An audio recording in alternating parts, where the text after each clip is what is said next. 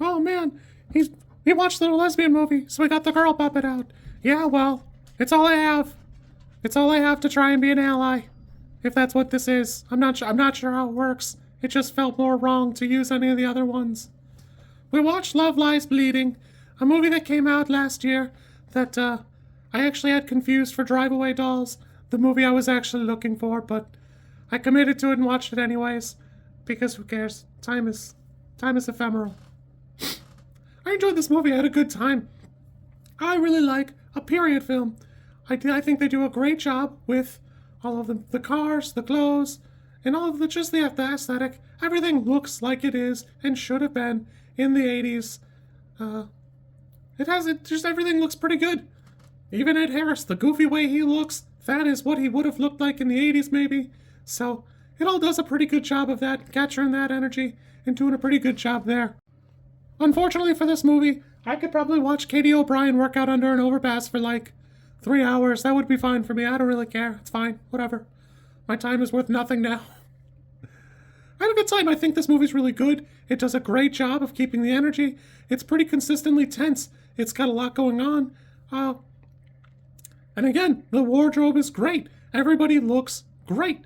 I actually didn't recognize Dave Franco at first, so that was funny for me because I was not sure that's who it was. I had to kind of give him the peepers to figure it out.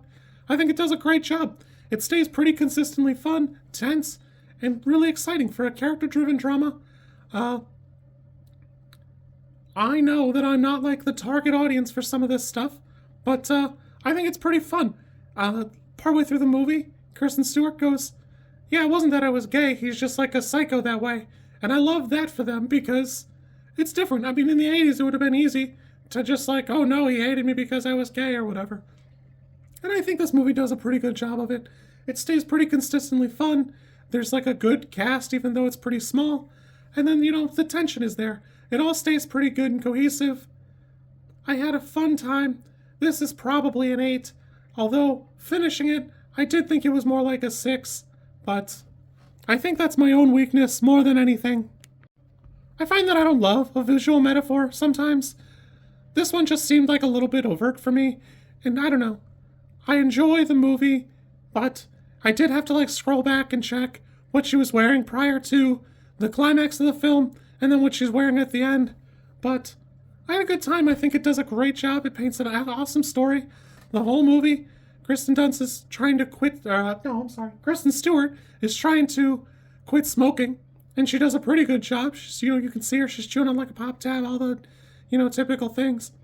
And then at the end, she's going right back to it. I think this is awesome storytelling. It does a great job of trying to show and not tell. I had fun. This feels like it could have been a movie in the 80s in all the best ways.